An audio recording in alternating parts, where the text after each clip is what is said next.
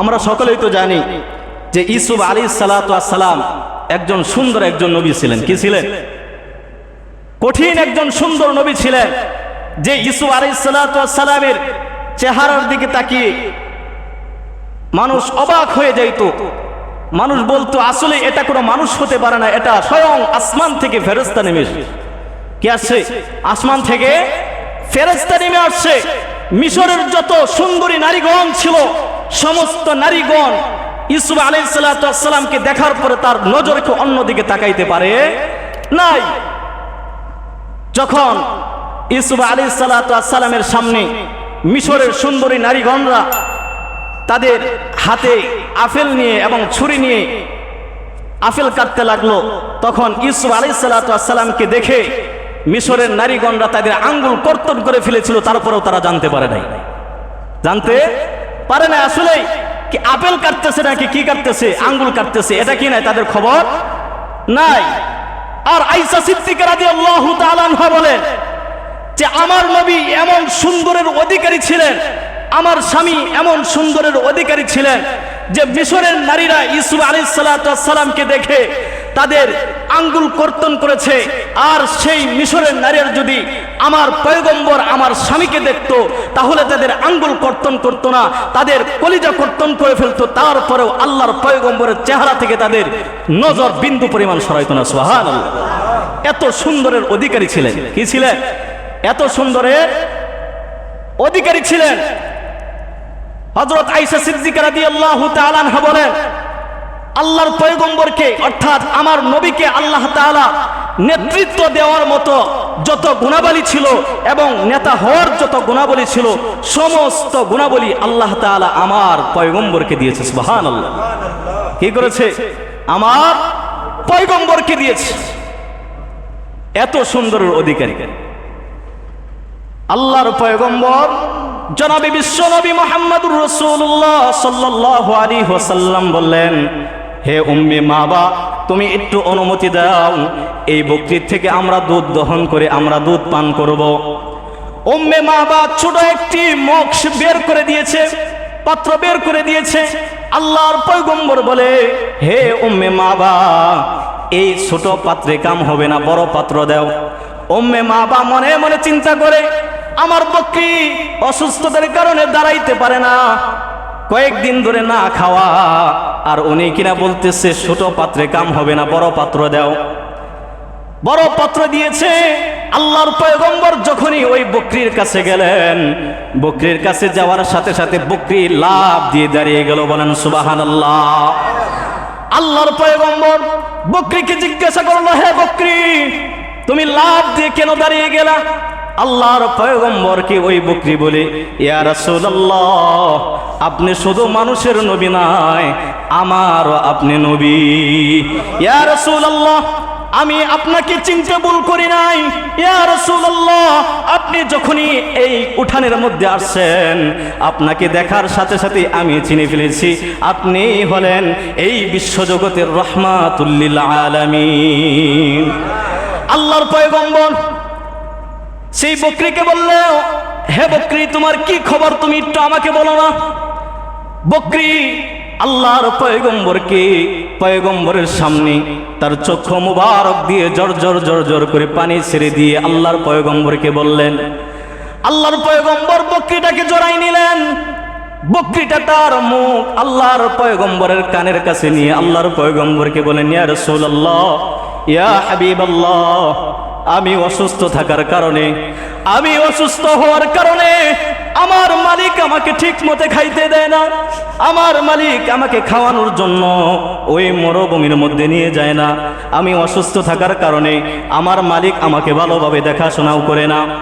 আল্লাহর পয়গম্বরের এই আশ্চর্য ঘটনাগুলি দেখে এই ঘটনাগুলো দেখে উম্মে মাবা আশ্চর্য হয়ে গেল, এই যুবককে যে আল্লাহর পয়গম্বর, এই যুবককে যেই যুবকটা বকরির কাছে যাওয়ার সাথে সাথে বকরিটা ভালো হয়ে গেল, লাভ দিয়ে দাঁড়িয়ে গেল।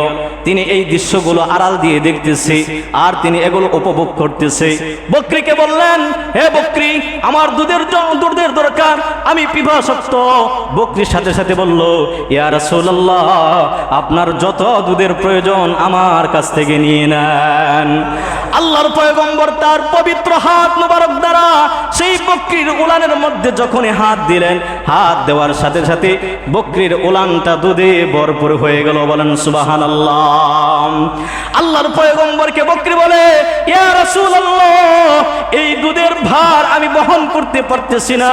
ইয়া রাসূলুল্লাহ, যত তাড়াতাড়ি হয় এই আমার দুধের স্তন থেকে আমার দুধগুলো বের করে নেন।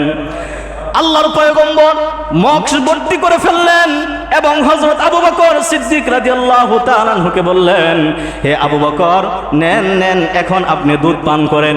আবু বকর বলে, না না না ইয়া রাসূলুল্লাহ, আমার থেকে আপনি বেশি পিপাসার্ত, আপনি দুধ পান করবেন।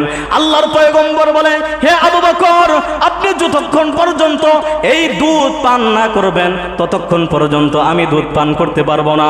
আবু বকর সিদ্দিক রাদিয়াল্লাহু তাআলা আনহু দুধ পান করলেন এবং আল্লাহর পয়গম্বর দুধ পান করলেন। দুইজনই তৃপ্তি সহকারে দুধ পান করলেন। দুধ পান করার পরে আল্লাহর পয়গম্বর আবু বকর সিদ্দিক রাদিয়াল্লাহু তাআলা আনহুকে বললেন, হে আবু বকর, সেই মক্সের কি অবস্থা? আল্লাহর পয়গম্বরকে আবু বকর সিদ্দিক রাদিয়াল্লাহু তাআলা আনহু বলে, ইয়া রাসূলুল্লাহ, আল্লাহর কসম করে বলতেছি, এই মক্স থেকে এক ফোঁটা দুধ কমে নাই। সুবহানাল্লাহ। কি কমে নাই? এক ফোঁটা দুধ কমে নাই। ইয়া রাসূলুল্লাহ, আমরা তৃপ্তি সহকারে পান করেছি, কিন্তু এক ফোঁটা দুধ এই মক্স থেকে কি হয় নাই? কমে নাই। এই আশ্চর্য দেখে, এই নীলা খেলা দেখে উম্মে মাবা আশ্চর্য হয়ে গেল। এই যুবককে, এই যুবকটা আসলে বরকতি একটা যুবক, যেই যুবকটা অল্প সময়ের জন্য আমার বাড়িতে আসছে, এই যুবকটা আসলেই তো সাধারণ কোনো যুবক না, এটা অন্য রকমের যুবক হতে পারে। আল্লাহর পয়গম্বর বিশ্রাম নিলেন। যখনই সূর্য পশ্চিম দিকে হেলান দিলেন, আল্লাহর পয়গম্বর আবু বকর সিদ্দিক রাদিয়াল্লাহু তাআলা আনহুকে বললেন, হে আবু বকর, চলেন চলেন, এখন আমরা মদিনার রাস্তায় রওনা হয়ে যাই।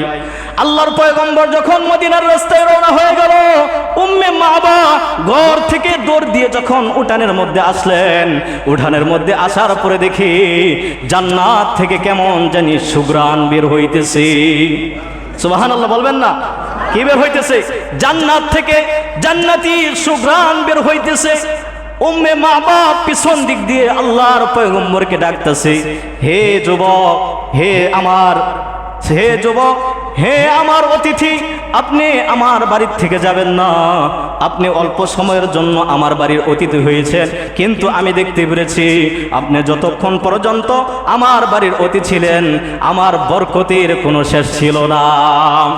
উম্মে মাবা বলে, আমি দূর থেকে আল্লাহর পয়গম্বরের পিছে পিছে হাঁটতে লাগলাম আর আল্লাহর পয়গম্বরের শরীরের যে গঠন ছিল সেই গঠনটা দেখতে লাগলাম।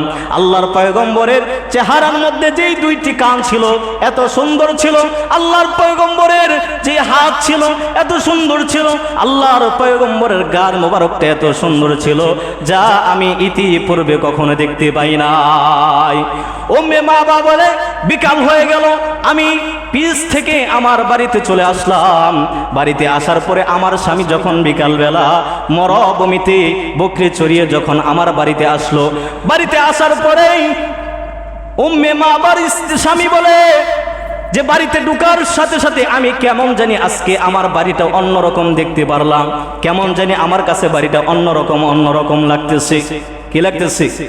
অন্যরকম লাগতেছে। কেমন জানি একটা সুঘ্রাণ বাড়ির চতুর্দিক দিয়ে বের হইতেছে। আবার দেখতে পারলেন যেই বকরিটা আমি অসুস্থ রেখে গিয়েছিলাম সেই বকরিটা সুস্থ হয়ে গেল। তার স্ত্রীকে ডাক দিয়ে বলে, হে স্ত্রী, আজকে তো আমার বাড়িটা আমি অন্যরকম লাগতেছে, আমার বাড়িটা তো আমি অন্যরকম দেখতেছি। স্ত্রী বলে, আপনি এদিকে আসেন, এদিকে আসেন, একটা খবর আছে।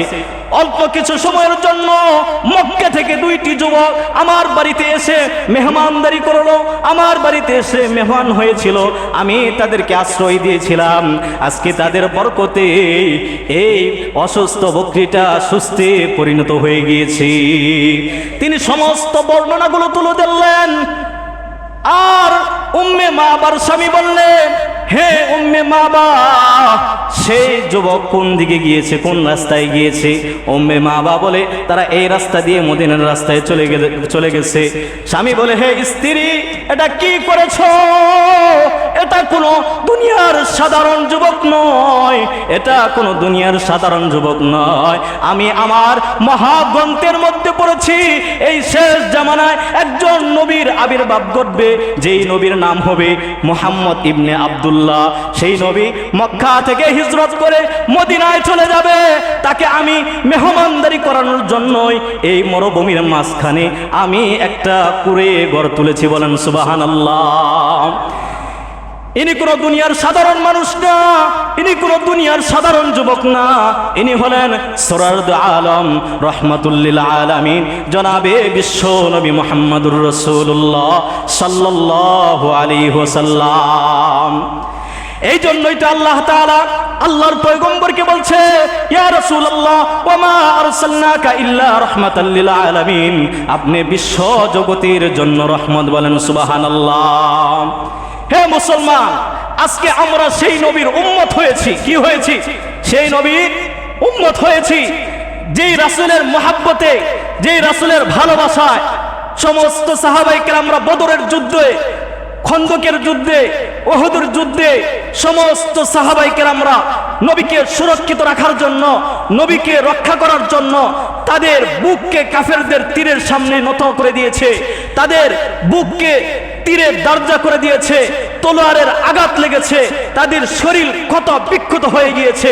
তারপরেও মুহাম্মদুর রাসূলুল্লাহ সাল্লাল্লাহু আলাইহি ওয়াসাল্লামের শরীরের মধ্যে বিন্দু পরিমাণ একটা তীরের আঘাত লাগতে দেয় নাই।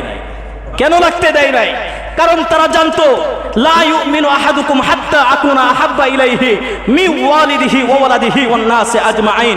ততক্ষণ পর্যন্ত আমি প্রকৃতপক্ষে মুমিন হতে পারবো না, যতক্ষণ পর্যন্ত এই দুনিয়ার মধ্যে আমার ভালোবাসার বস্তু থেকে আল্লাহর পয়গম্বরের মহব্বত আমার অন্তরের ভিতরে না হবে, ততক্ষণ পর্যন্ত আমি প্রকৃতপক্ষে মুমিন হতে পারবো না। এই জন্যই সমস্ত সাহাবায়ে কেরামরা তাদের নিজের জানের বিনিময়ে, নিজের জানের পরোয়া করে নাই, তারা আল্লাহর পয়গম্বরের সামনে, কাফেরদের সামনে তাদের বুককে উঁচু করে দিয়ে, টান করে দিয়ে দাঁড়িয়ে গিয়েছে যে আমার জীবন চলে যাবে, তারপরেও আল্লাহর পয়গম্বরের শরীরের মধ্যে বিন্দু পরিমাণ একটা ফুলের টুকাও লাগতে দিব না।